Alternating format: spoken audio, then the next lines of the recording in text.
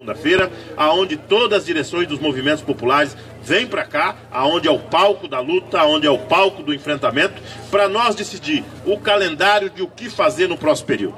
E o nosso calendário, Celso Amorim, se dirige em 4 grandes frentes de trabalho. Primeira, a frente a nível internacional, aonde o Celso está ajudando a coordenar, com uma equipe muito grande, as várias iniciativas de pressão de lá para cá, para que a gente possa pressionar as autoridades brasileiras e dizer ao mundo o que está acontecendo aqui. A segunda questão é a frente da luta de massa. E neste estendimento nós temos que fazer um calendário de mobilizações no próximo período. Já tem uma primeira grande manifestação marcada, que vai ser o 1º de maio unificado aqui na cidade de Curitiba. Quero dar uma salva de palmas para as centrais, que as 9 centrais sindicais decidiu que Curitiba vai ser o palco da luta dos trabalhadores aqui nessa cidade no 1º de maio.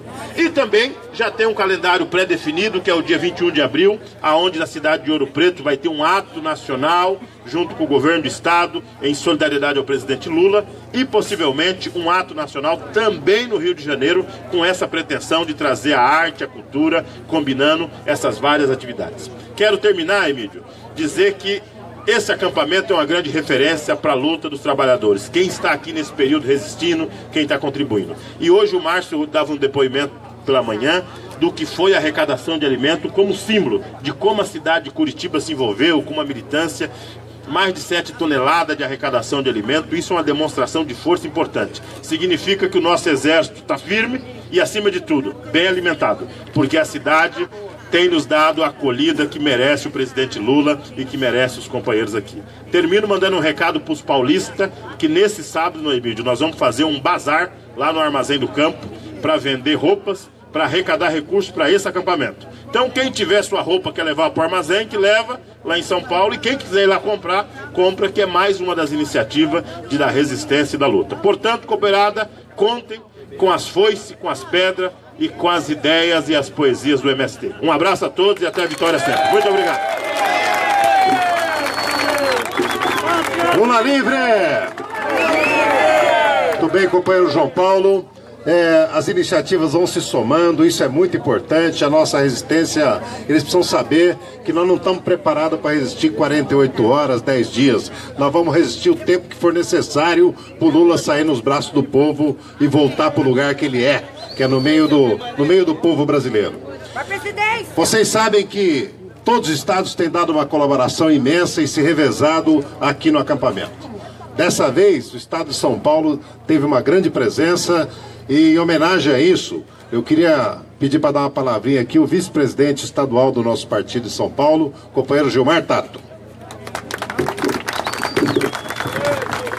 Boa tarde, companheiros, companheiras. Vocês verificaram como o Emílio está bastante aliviado? Tesoureiro, quando entra dinheiro, fica aliviado, né? Ele está leve. Eu sei que é para o movimento. Mas o chanceler, prazer em revê-lo, Márcio, João Paulo, do MST, companheiradas, o mundo todo está vendo isso aqui. O mundo todo. E está vendo isso aqui porque sabe que quem está ali dentro é uma pessoa que está sendo injustiçada. É uma pessoa, é um líder mundial, um líder do povo brasileiro, o melhor presidente que o Brasil já teve, e que está preso porque não querem que ele volte para a presidência da República. Saiu a pesquisa do Vox Populi ontem, e ele está com 47%, mesmo na cadeia. É por isso que eles não querem tirar ele daí. É por isso que condenaram ele. E tem uma diferença muito grande, presidente Lula. Eu sei que o senhor está nos ouvindo. Enquanto o senhor está aí, condenado, preso injustamente, o povo brasileiro quer o senhor presidente no primeiro turno. E o principal líder da elite, que se tornou réu ontem pelo STF, não tem coragem mais de sair na rua e de nem ser candidato a deputado federal, que é o Aécio Neves. Olha só a diferença. Não consegue ter nenhuma pessoa do partido dele, do PSDB, ser solidária a ele. Olha a diferença, chanceler. E sabe por quê? Porque tem quem está aí dentro. Não só é honesto, como lutou a vida toda para o povo brasileiro. É inocente. E é por isso que o mundo todo está vendo o que está acontecendo aqui nesse acampamento. É por isso que Esquivel está aqui, que é o prêmio, ganhou o Prêmio Nobel da Paz. E é por isso que ele indicou o presidente Lula para também esse prêmio. E é por isso que a gente não vai sair na rua, vai sair da rua. E o João Paulo falou todo o calendário de luta do próximo período. E como a gente quer ouvir o chanceler, vou parar por aqui. Um abraço do Luiz Marinho, nosso presidente do PT de São Paulo, e dizer, Emílio, vocês da direção, Márcio, da direção nacional do PT, conte com São Paulo, a gente está junto nessa empreitada e nós queremos ver Lula livre. Grande abraço. Lula livre, Lula livre. Companheiros, eu sei que tem muita gente aqui, mas eu queria anunciar também a presença do nosso vereador de Santo André, nosso companheiro Eduardo Leite. Obrigado pela presença. Pegou um carro lá, juntou uma turma e veio para cá. Você sabe que tem muita gente, Celso, que tá juntando agora, pessoas que juntam de vários cantos do país um carro, faz a carona solidária de luta. Divide a gasolina, o pedágio e vem embora para cá. Sabe, é mostrar o seguinte, não há dificuldade que vá nos impedir de estar junto do Lula.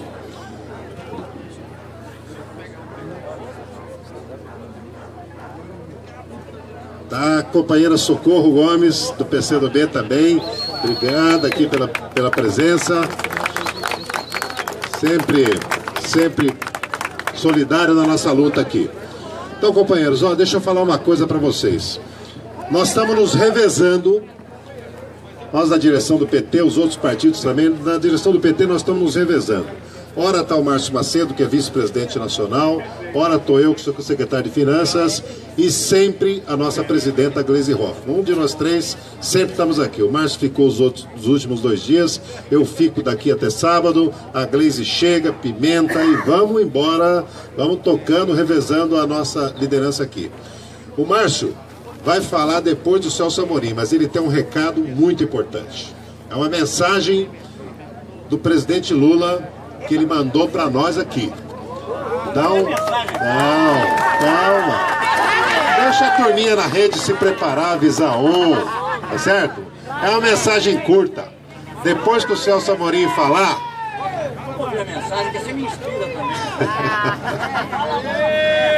Agora ficaram curiosos, né? Então tá bom. Então a sugestão é o seguinte, o Márcio lê a mensagem, fala o que vai falar, porque falar que tem mensagem do Lula e não falar qual é a mensagem também, não dá, né? Pronto aí, Márcio? Então vai lá, o Márcio vai falar a mensagem que veio lá de dentro para nós. Como é que ela veio? Eu vou falar. Boa tarde, companheiras. Boa tarde, companheiros. Eu queria, antes de ler a mensagem aqui, pedir que a gente faça uma homenagem aqui, 1 minuto de silêncio, que faleceu um dos fundadores do PT, um grande economista, um grande lutador da causa do povo mais humilde do Brasil, foi um dos realizadores da economia solidária. Paul Singer, eu queria pedir 1 minuto de silêncio do nosso acampamento em homenagem ao companheiro Paul Singer. Ou 1 minuto de aplausos por tudo que ele fez pelo Brasil e pelo povo brasileiro. Singer vive!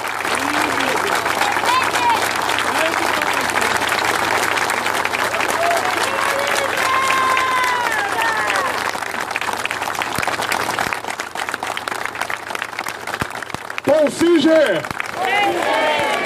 Agora! Viva a luta de Paul Singer e de todos os brasileiros e brasileiras que lutam pelo povo do nosso país. Eu queria também parabenizar aqui. Dizem, eu sou do Nordeste, eu sou lá de Sergipe.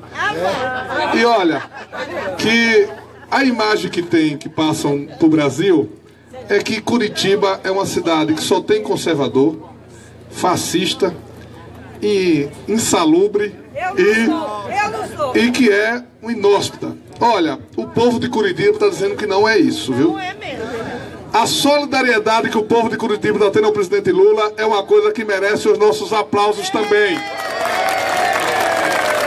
Olha, quando nós começamos o acampamento, nós estávamos preocupados com essa questão da alimentação. Aqui são diariamente em torno de 7 mil refeições, entre café, almoço, jantar e o lanchinho do Boa Noite Lula antes de dormir, né?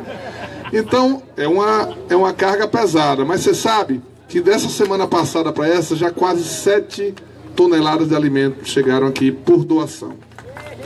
Então, o nosso estoque tá arrumadinho, viu? Tem comida para todo mundo que está aqui, isso pela solidariedade do povo de Curitiba. Estão falando que os vizinhos aqui estavam reclamando, incomodados, alguns, mas minoria. Os vizinhos aqui estão apoiando. Tem uma senhora que abriu sua casa ali para as refeições serem lá. Disponibilizam cena do Wi-Fi para as pessoas trabalharem.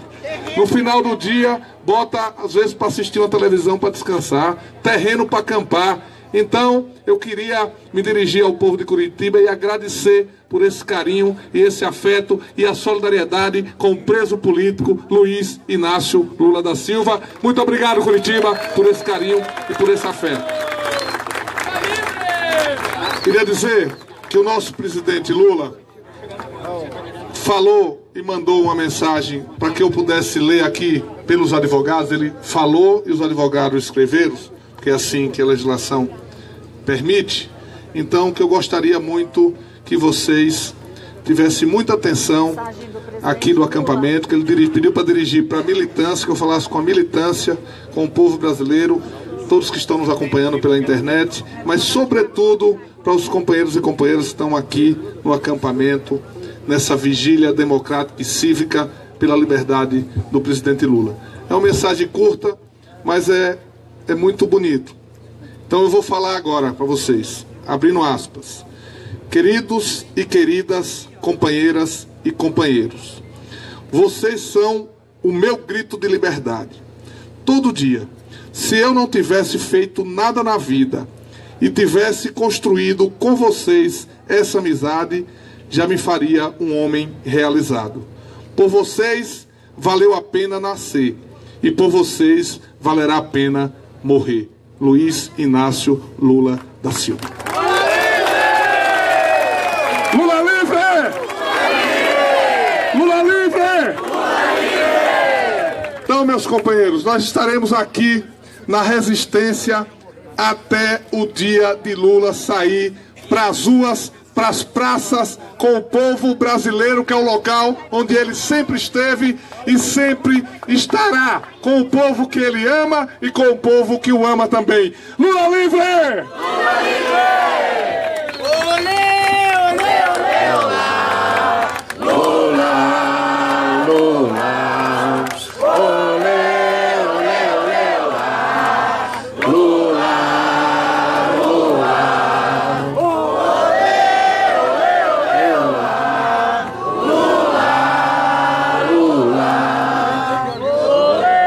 pessoal, eu acho, Márcio, que mais tarde, depois da fala do Celso Amorim, chegando outras pessoas, é bom reler essa mensagem, porque ela vale a pena. É uma mensagem para o nosso coração e para a nossa luta. Eu queria, Celso, antes de falar para você, sempre tem algumas lideranças importantes aqui. Está aqui a nossa querida Socorro Gomes, que é presidenta do Conselho Mundial da Paz, e ela vai dar uma rápida palavra. Bem, primeiro, de agradecer aqui, não é? Essa cedência de palavra, não rápida. Então, companheiros, eu trago aqui o abraço carinhoso e solidário do Conselho Mundial da Paz. E quero aqui trazer as homenagens do Conselho Mundial da Paz e minha pessoalmente. Em primeiro lugar, ao líder maior que a história do Brasil já conheceu, o presidente Lula da Silva. Porque em sua trajetória política, ele priorizou a luta contra as injustiças, contra as desigualdades, contra a fome e a miséria e pela paz. Me recordo muito bem que a primeira medida do presidente Lula foi dizer que ele jamais atacaria ninguém, o Brasil jamais, que ia cultivar a tradição de amizade, de solidariedade e de paz. E que a única guerra que ele faria na vida como presidente era a guerra contra a fome, a miséria e a pobreza. Era a luta pela igualdade. O presidente Lula foi de fato um paradigma na nossa história. Porque é um da Silva que honrou os da Silva de todo o Brasil e do mundo. É um da Silva que nadou contra a corrente. É aquele que abriu as universidades, que abriu o rio para todos tomar água. É aquele que disse que para governar não basta crescer economicamente. Há que crescer socialmente, há que o povo ter poder.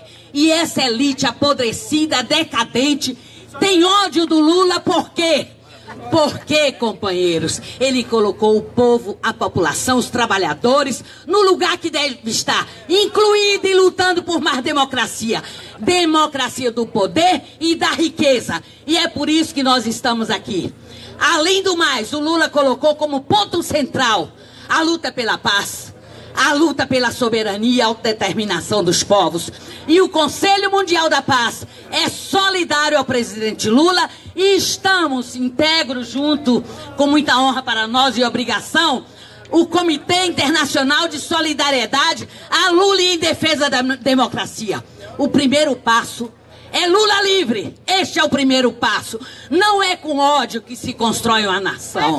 Não é com ódio, não é com preconceito, não é com perseguição, não é ganhando no tapetão, prendendo o líder para ter um candidato qualquer, um candidato que não tem nenhum apelo popular e nenhum compromisso com a nação. Por isso, ninguém nos cala, ninguém vai tirar.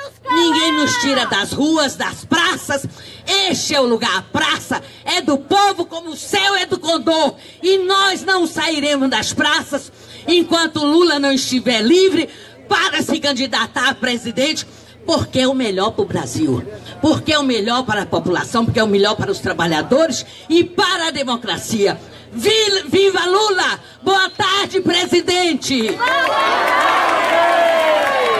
Obrigado, Socorro. É uma mensagem aqui da companheira Socorro Gomes. E também, vocês sabem que ao longo dessa luta, as centrais sindicais brasileiras todas têm sido solidárias conosco, né? A nossa CUT, a Intersindical, a CTB e também a Força Sindical aqui no Paraná tem sido fundamental. Então eu queria que falasse conosco rapidamente o nosso querido companheiro Nelson da Força. Obrigado. Uma boa tarde às companheiras e os companheiros, às delegações aqui que estão de todo o estado, as internacionais. Companheiros, é claro, como já foi dito aqui, a gente, independente do que se diz por aí, nós temos as religiões, tem o branco, o preto, o pardo, o índio, nós temos aí as centrais ligadas aí, como nós aqui no Paraná, historicamente, nós temos conseguido, em várias lutas, as centrais, as 6 centrais ou as 7 centrais, temos conseguido fazer trabalhos unitários, tá? E nessa vez, a gente tem mais uma novidade, uma coisa que, como disse a companheira, cada um tem no mundo, tem um dom. Cada um veio ao mundo com um dom. E o companheiro Lula, ele veio no mundo com um dom. Primeiro, falar que um povo humilde da agricultura, um lavrador, pode vir para a cidade grande. E veio. Chegando na cidade grande, ele falou, um lavrador, um povo humilde, um agricultor, que mantém, que sem agricultura, sem o pessoal da lavoura, não existe ninguém vivo. Sem a comida, ninguém sobrevive. E ele se transformou num metalúrgico. E como eu também sou metalúrgico, e se transformando no metalúrgico foi uma profissão torneiro mecânico. E depois de metalúrgico, indignado com as injustiças, se tornou um sindicalista como nós somos aqui. E eu quero aqui, falando de sindicalista, para agradecer os companheiros da delegação, os dirigentes sindicais, os trabalhadores da Volvo que estão presentes aqui. Toda tarde vai estar aqui trabalhando. Quero pedir os companheiros que estão ali, estão com as camisetas. Toda tarde, hoje, nós temos 16 dirigentes sindicais que trabalhou o dia inteiro e está agora aqui à tarde. Amanhã vai estar da Renault, da Volkswagen. Todo dia vai ter uma delegação, conforme o Florisvaldo da CUT pediu para nós, Florisvaldo. Então, os sindicatos metalúrgicos e a Força vai começar todo dia, ter uma delegação aqui também de trabalhadores vindo aqui. Mas eu quero dizer para vocês, Lula, Luiz Inácio Lula da Silva, teve o dom, criou uma central, e da central criou um partido. E aqui, companheiros, não estou aqui para julgar se é vermelho ou amarelo. E eu sempre digo aos companheiros que o vermelho é a cor do sangue da nossa veia, é a cor do nosso coração.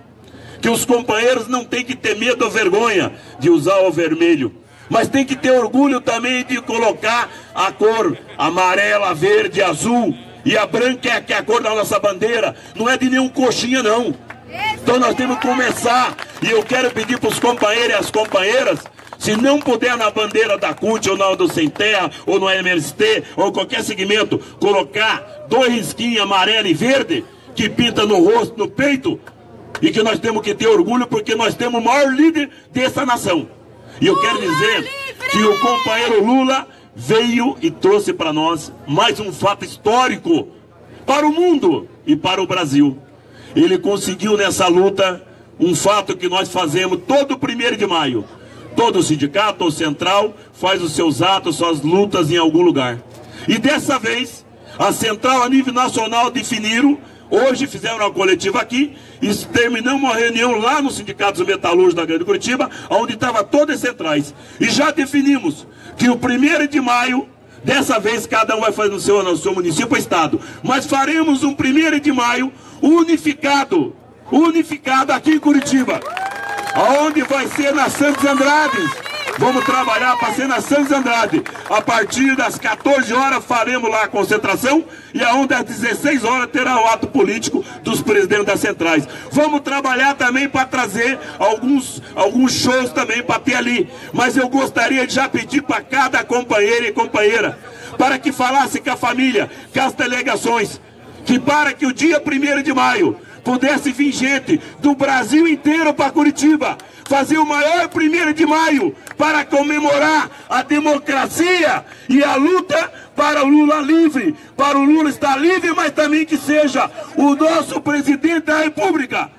Por isso nós queremos. E com isso eu quero encerrar minha fala falando o quê? Olê, olê, olê, olá, Lula! Vamos erguer a mão, vamos erguer as bandeiras! Olê!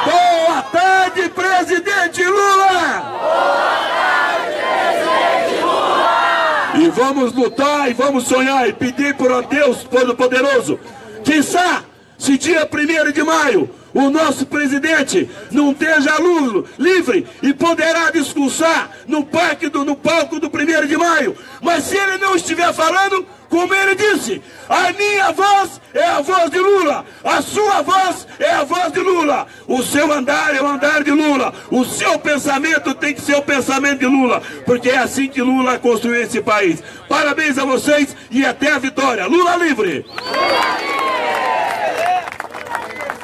Obrigado, companheiro Nelson. Vamos fazer desse 1º de maio não só uma luta, um ato simples, mas um ato como Curitiba não vê há muito tempo. Um ato que mostra a indignação do povo brasileiro diante de uma prisão injusta, diante de um processo sem provas, diante de uma condenação que não poderia ter acontecido à luz da Constituição brasileira. Então, pessoal, nós estamos aqui hoje, como eu havia dito, com o chanceler Celso Amorim. O Celso, vocês sabem, foi ministro das Relações Exteriores nos governos do presidente Lula e depois ministro da Defesa da presidenta Dilma. Então ele é um homem com uma experiência internacional extraordinária. O seu mandato à frente da chancelaria brasileira foi um momento de propagar o tanto que o Brasil procurou solucionar de maneira pacífica os conflitos, interviu de maneira positiva para projetar o Brasil, o nome do Brasil, da melhor maneira que pudesse ser projetada.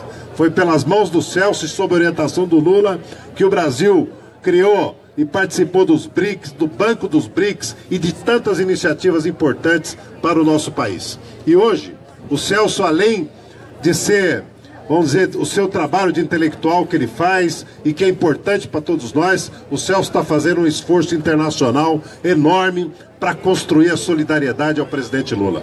Então queria que vocês ouvissem e recebessem com o carinho de sempre o chanceler Celso Amorim.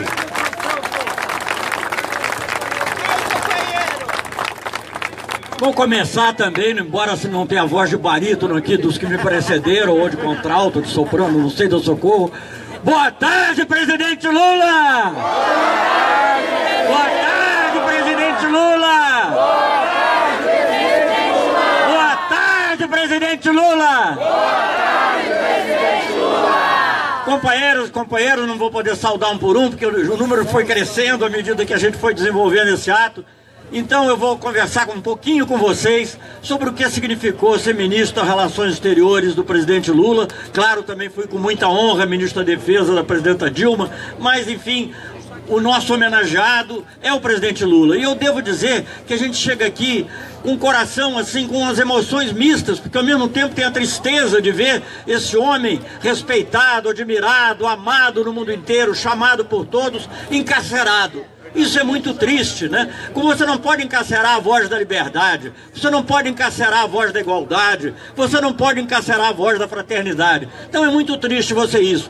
Por outro lado, ver aqui o povo renovado, eu tive aqui na segunda-feira, no dia seguinte da prisão, né? Ver aqui esse povo todo nos enche de alegria e de esperança. Esperança, presidente Lula, de que esteja prontamente conosco aqui.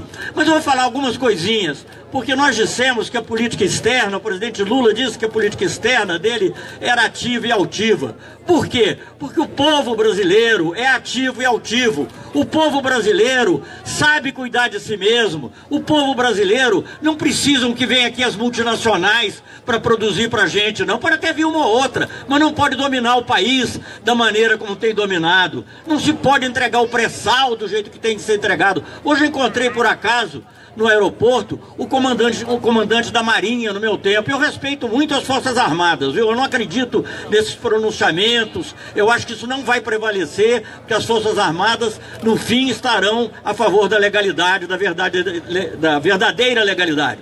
Mas por acaso encontrei o comandante da Marinha e lembrei, nós fizemos juntos, o presidente Lula aprovou, não foi mais nenhum outro não, quem aprovou que o Brasil ia ter um submarino de propulsão nuclear. E por quê? Porque o Brasil tem a maior costa atlântica do mundo. E nessa costa atlântica nós temos o pré-sal. Então para isso nós precisamos nos defender. Quer dizer, as Forças Armadas não são para entrar em favela, entrar em comunidade, para ficar matando bandido, né? Matando sem querer que seja. Né? As Forças Armadas são para defender as nossas fronteiras terrestres e marítimas e defender o nosso espaço aéreo. Por isso o presidente Lula contribuiu e a presidenta Dilma decidiu comprar aviões para defender o nosso espaço aéreo. E até isso foi criminalizado também. O Lula nem mais era presidente e já quiseram dizer que teve uma influência dele na compra dos caças. Mas não é. É porque os caças suecos têm transferência de tecnologia. E eles não querem que a gente domine a tecnologia. Eles não querem que a gente saiba se defender com nossas capacidades, com nossos braços e com as nossas mentes. Ministro das Relações Internacionais do governo Lula, numa arminha, fazer como um país vizinho nosso, que eu não vou mencionar, não vizinho. Como a gente pode perceber, a vigília continua aqui na Praça Albernaz, nas proximidades da Polícia Federal. Mas se ele quiser comprar um foguete, ele tem que pedir licença. Existem dois acampamentos onde o pessoal está indo dormir, está indo fazer as refeições, para defender a nossa Amazônia, para defender a nossa Petrobras, para defender a nossa riqueza, para defender a nossa biodiversidade, as nossas águas. Nós precisamos de Forças Armadas bem equipadas. Eu quero dizer isso aqui, porque eu tenho certeza que é esse o